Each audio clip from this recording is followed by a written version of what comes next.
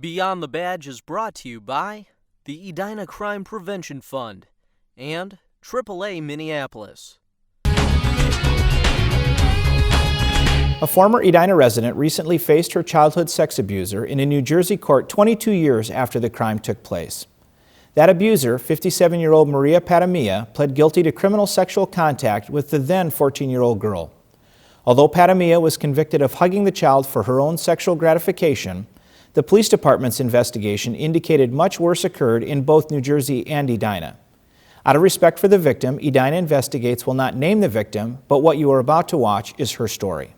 When it first kind of, occurred to me that I had been sexually abused, that's kind of the first place you jump to, is like, why didn't anybody stop this?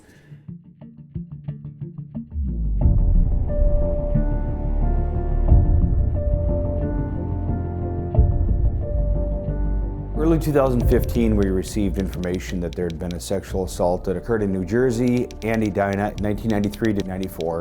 Okay, Marie, I'm going to take you back to 1993, and at that time, you were a teacher in the Mount Olive School District in Morris County in New Jersey. Is that correct? Correct. And in the middle school, you became familiar with a student with the initials of. Is that correct? Correct. And at the time, she was 14 years of age? Correct. The spring of 1993 is when the abuse started, and then it continued for a little over a year into the spring of 94, a little bit past that. She asked me to be one of the managers for her basketball team. She was the 8th grade girls varsity basketball coach, and so she asked me and a friend of mine to volunteer to be the manager. So we spent a lot of time working with her on that. We were always with the team at practices. We were before and after practices, and she would drive me home after practices or games if they were late. The grooming is very classic, and so what it is they start to build the trust, not just with the victim, but with the family, the other people around them. Now, the school year ended in June, and was now no longer your student. Is that correct? Correct. And in fact, she was going to go to the high school beginning in the fall, I guess, of 1993, and you were not going to be a teacher there. Is that correct? Correct. As it was winding down the school year, the 8th grade school year, I think probably she was trying to figure out how to keep me around. However, you did, in July of 1993, worked for you at a flea market in Pennsylvania. Is that correct? Correct. At that point, I talked with my parents, and I think they talked with my parents and agreed that I would work with them on Saturdays and Sundays. And since you started early in the flea market, requested to stay over at your house one night in July of 1993 so that you could all drive together to the flea market. Is that correct? It became, wouldn't it just be easier if slept over at our house so that we could just leave in the morning? And unfortunately, my parents said yes, and that's when the real sexual abuse started. One of the hardest things for me, particularly because deceased, is that she was in the room every single time. Every single time. She never touched me sexually. She never touched me. But she was there every single time. On the floor, in a chair. She was always there. While was at your house, there came a time where you hugged. Is that correct? Yes. And in the course of that, you touched her breast. Is that correct? Yes. And you did so for your own sexual gratification. Is that correct? Yes. It was like late at night. It was dark. And when we left, Maria got into the back seat with me, which was strange. And she laid my head, kind of pulled me, so she laid my head down on her lap and kissed me.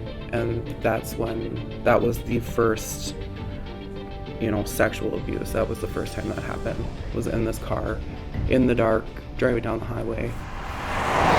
I know that I was terrified. I remember being incredibly hot. Like, I felt like I was on fire. That's the physical feeling I can remember. And this girl at the time, probably through the eyes of a 14-year-old, doesn't see this as abuse.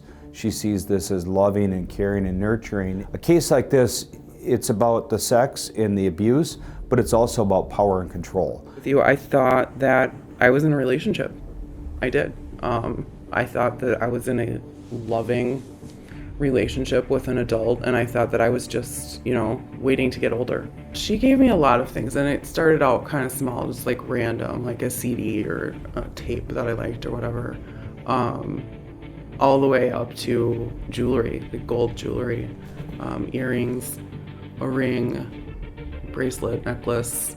They just slowly start to build that trust, and to the point where they're allowed to go on trips. Maria brought this young girl to New York City for a concert, and they stayed in a hotel.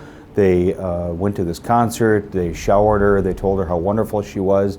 She felt like a queen. She felt like really important, and to be downtown Manhattan and watching a concert. And then back at the hotel is when there was more abuse that took place. People should have known that there was something improper here, especially when the victim and her family moved to Edina, Minnesota, and the teacher came to Edina, stayed with the family, and then abused this young girl in her own basement.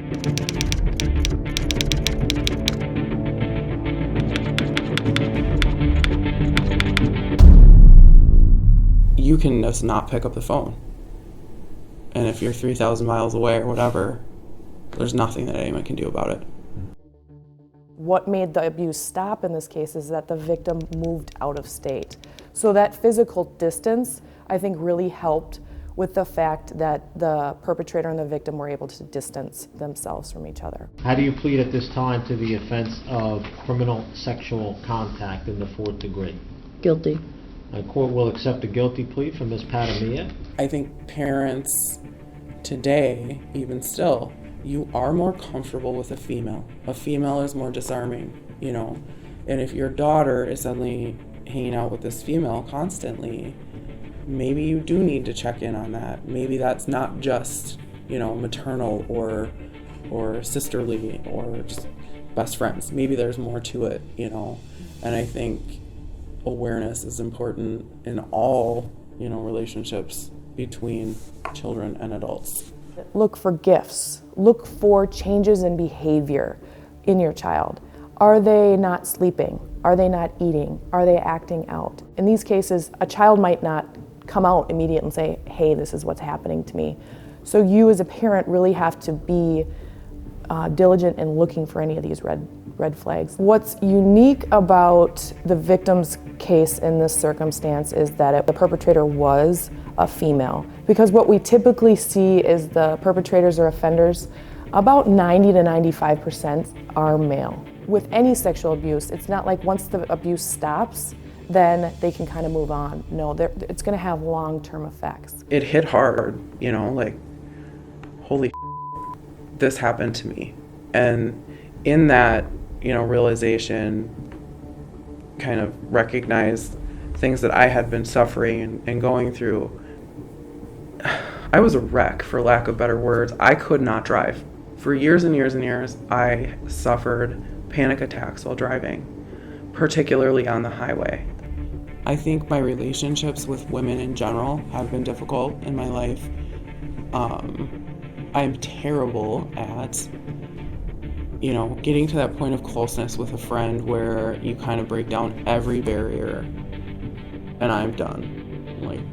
I bolt because I think that deep down I'm afraid of what's going to happen next. What it shows you is anybody can be a victim, and anybody can get wrapped up and controlled by a predator. And I think the other part of this story that's important is that it tells people who have been victims of sex abuse victims, that you can come forward. You can still come forward years later, and we'll still take it serious.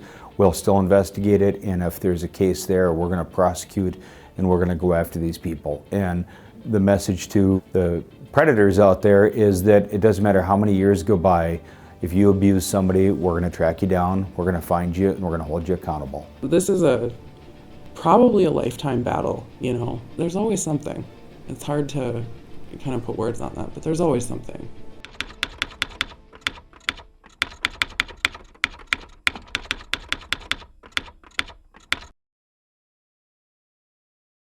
If you are a victim of sexual abuse or know someone who is, contact your local police department and file a report.